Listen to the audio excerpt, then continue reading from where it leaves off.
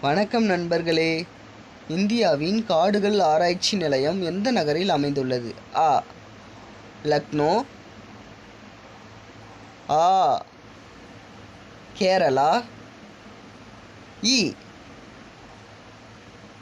சிக்கிம், இ டேராடூன். இந்த நாலுத்தில் எதுவும் கமெண்ட் பாக்ஸில் சொல்லுங்கள். 10 9 8 7 6 5 4 3 2 1. ஓகே, சரியான விடையை பார்ப்போமா? இ டேராடூன் தான் சரியான ஆன்சர். இது உங்களுக்கான கேள்வி. உங்களோட பெயர் என்னன்னு இந்த கமெண்ட் பாக்ஸில் சொல்லுங்கள்.